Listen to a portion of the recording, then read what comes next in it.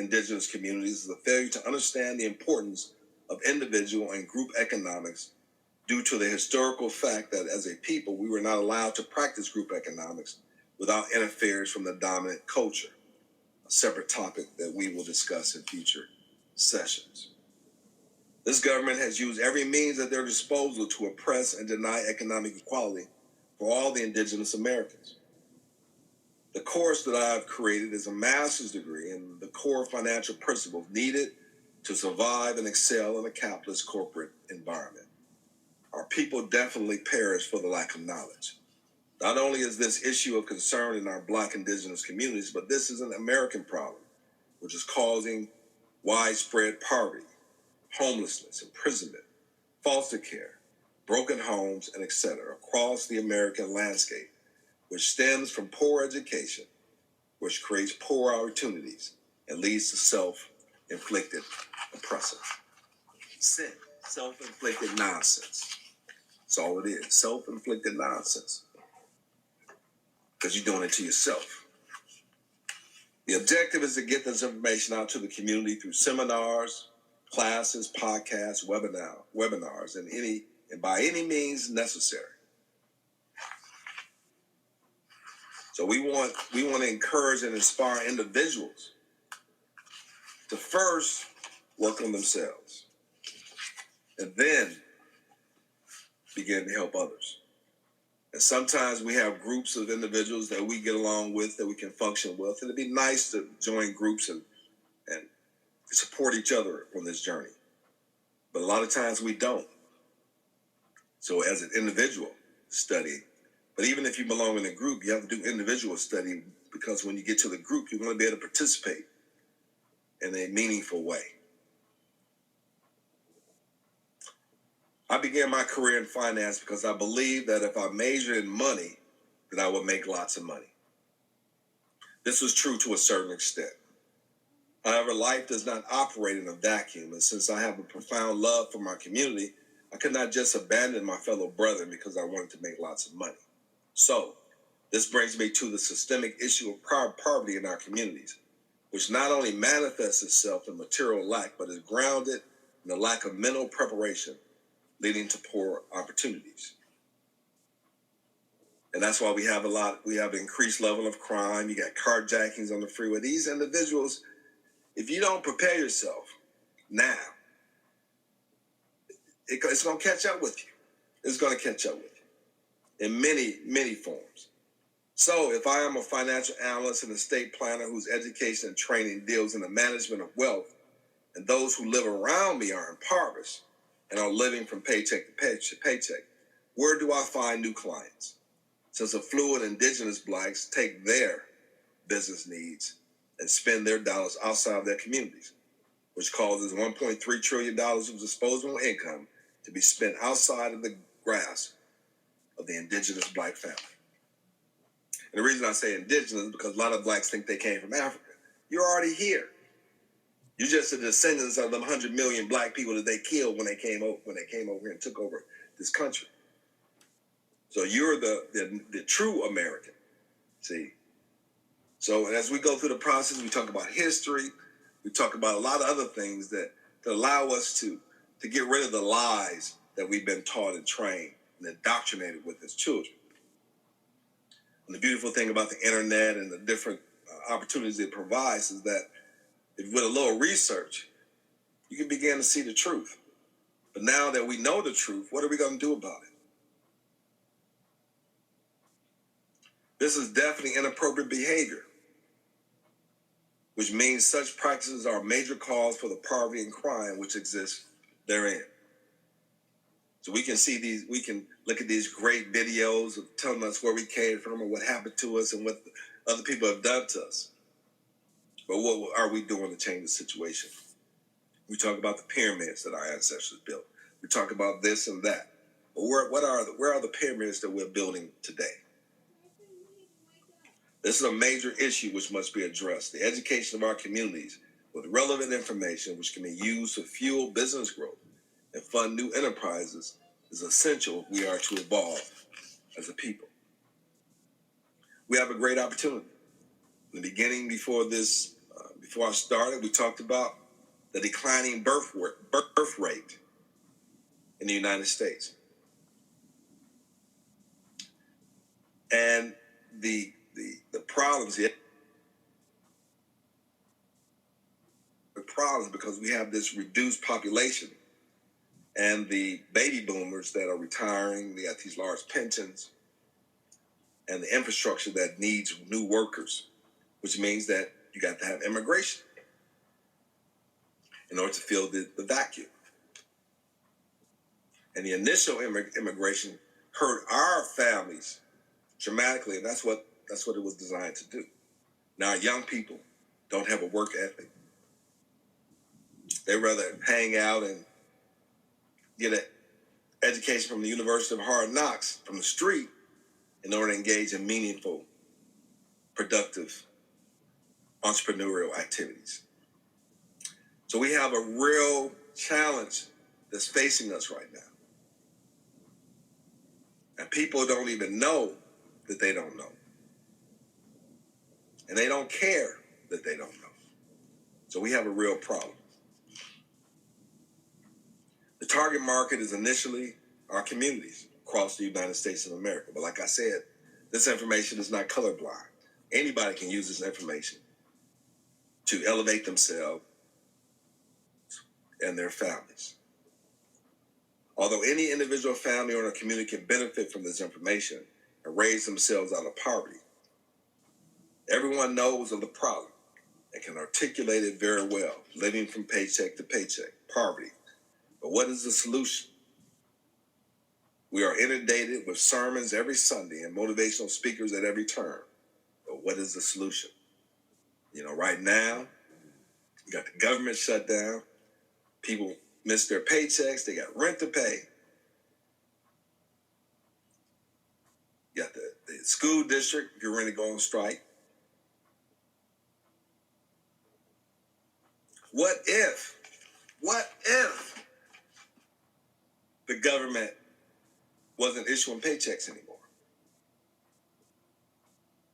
What if your jobs disappeared? What would you do? What is your plan B? What is your plan B? Do we have land? Oh, you sold your land. So we can grow food and come together and help one another. Landless people, a landless people. We doing it to ourselves continuously. The previous generation, they knew how to work, they knew how to buy stuff. But we don't know how to pass it on from one generation to the next. The problem in the indigenous Black community in America has existed for far too long, which is the cause of major societal dysfunctional conduct, which poverty and miseducation causes. We have a great opportunity in history. We have a great opportunity in history.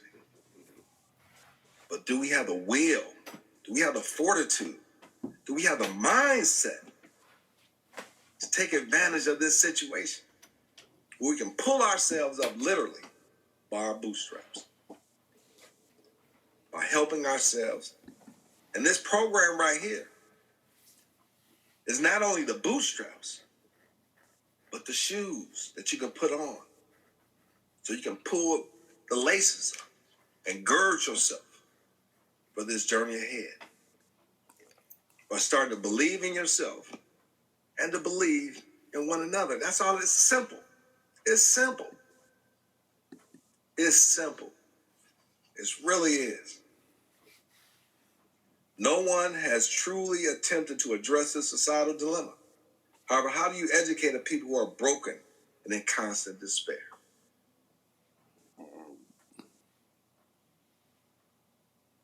I mean, motivational speaking is in the past. You go to church, you get that. Oh, I got fed, right? But time out, you walk out of there and that you look at the bills at home. All of a sudden that spiritual food goes by the wayside.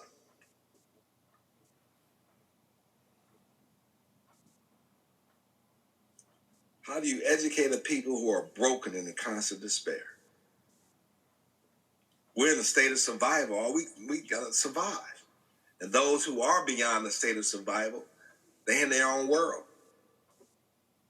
And they don't understand that they are their brother's keeper, and you're going to be judged on that one day. For much that has been given to you, much is required, my friends. So we need to come together. And if we come, those who are so-called educated, let's come together so we can create a new paradigm of wealth opportunity, which create prosperity for those who have lost their way. Who have lost their way. A lot of us, and it got nothing to do with money, and the people who do not understand and therefore grasp the need to be educated properly and who unwittingly allow the oppressor to continuously miseducate and indoctrinate your children into the path of destruction. And that's why we have this program has to get into the household so we can learn of our past mistakes. It's okay. And a lot of this information, especially in our history, our 12-week critical thinking course, it's going to be painful. It's going to be painful because you will learn that what you have been taught is a lie. But just because it's a lie doesn't mean that you have strayed from the path of truth. Because we have lots of solid families, solid individuals in our community. I remember when I was growing up, we had a couple bad families on the block, right? But over time, the bad families have overtaken the good families because the good families stood by and did nothing. The good cannot stand by and do nothing. We will all suffer together. This dilemma creates the generational curse of imprisonment, broken homes, single-parent homes, foster care, widespread poverty, issues of low self-esteem and low self-worth, which leads to high crime rates within the indigenous Black communities due to a sense of hopelessness within an environment of despair. Let's change that. We have the ability to change that.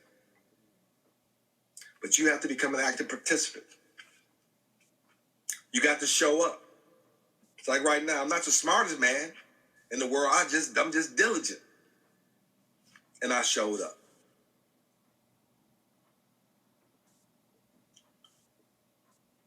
Goals and objectives.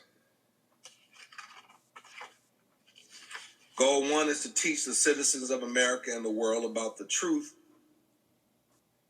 of African American indigenous history.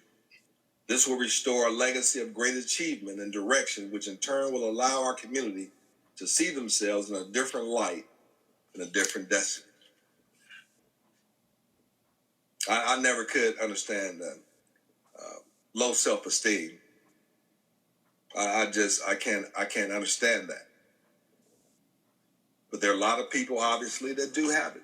So we want to deal with that issue. But you have to believe yourself. You got to know who you are. And your purpose to be the best person that you can be.